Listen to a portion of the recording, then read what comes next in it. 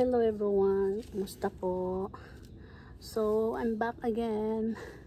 So, this time guys, ito po yung ating pinaka-old na Purple Delight.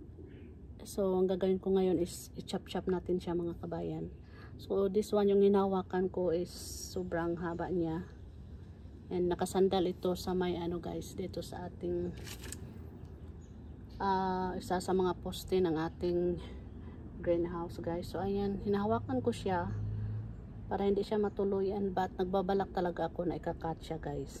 Ayan, and then this one also, itong dito guys, isang sanga lang po yan. Ito yung nabali dati, then nung time na nagtubo na siya ay ganyan po, maraming rosette na tumubo. Ayan oh, sobrang bigat and sobrang ganda niya guys. Ayan oh, yan, so isang sanga yan, then aalisin natin yan siya mga kabayan.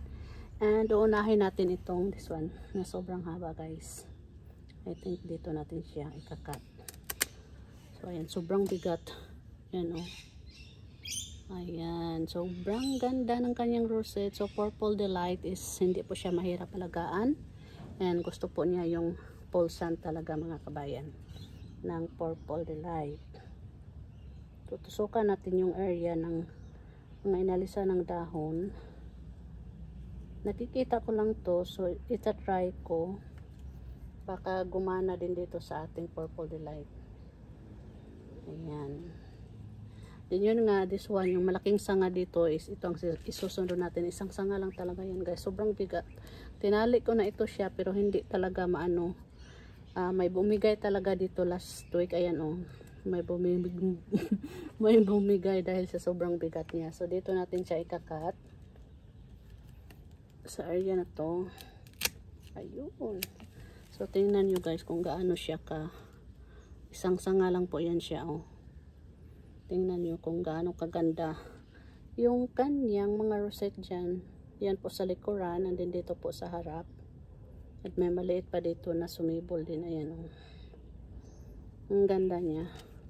So isa ito sa pinangarap ko talaga na maparami ko, kasi ano lang ito sa akin, birthday regalo nung nag-birthday ako last 2021. So isang ganito lang po kaliit, ganyan kaliit. So inano ko talaga siya ng parami, ganon. Sa ngayon siya na po yung pinakamaraming succulent na meron ako. Succulents, ayan o, sobrang purple niya guys.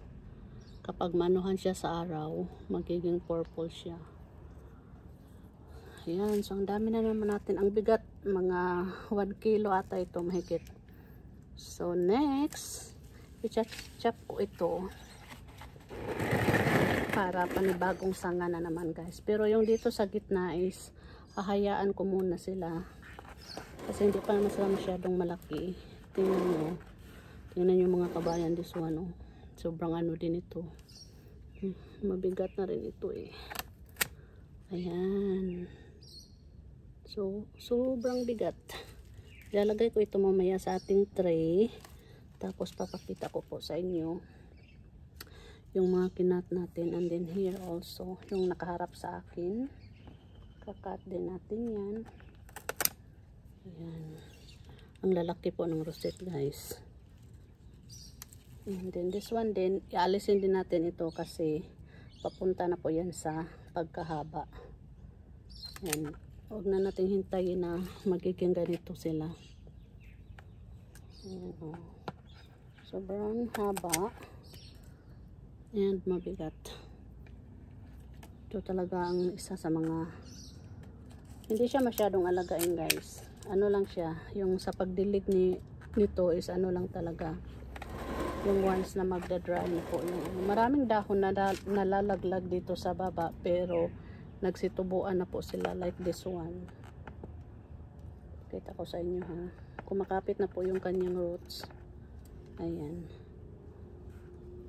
Ayan, look at this one. Dalawa po yung bagong ano niya oh. Cute diba? Ayan, and then malapit na siyang humiwalay sa kanyang mother lip. Lagay muna natin siya dyan. And then this one, as in i-chop-chop natin siya guys, para maganda yung pagbalik ng kanyang tubo.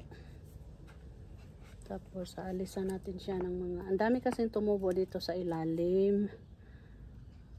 Ayan, inalis ko yung isang dahon but naiwan yung tumubo dito. Ayan o. Tatapon natin siya dyan. This one also. Yung mga ganito ang aalisin natin dyan kasi natatakpan yung nasa ilalim. Hindi na sila makakatubo ng maayos. Ayan. Oh my God, nakalbo na yung ating. Pero sobrang dami ko nang ano dito mga kabayan. Marami na akong mga purple delight. And nagtatanim din ako nito doon sa ground. So yung iba nito is tatanim natin siya sa ground. Ayan. So I think yan na muna. Kasi medyo maliliit pa naman yung iba. Ayan. Sobrang laki ng isa. This one. Ayan po. So yan lang po.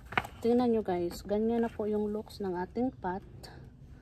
So ilalagay ko muna ito doon sa loob ng ating shade. Para yung iba nating mga succulents is ma-expose dito sa sun habang nag-ano pa siya re-recover. Okay, so papakita ko sa inyo yung mga nakating ko kahapon. So yan lang po yung ating short video. Thank you.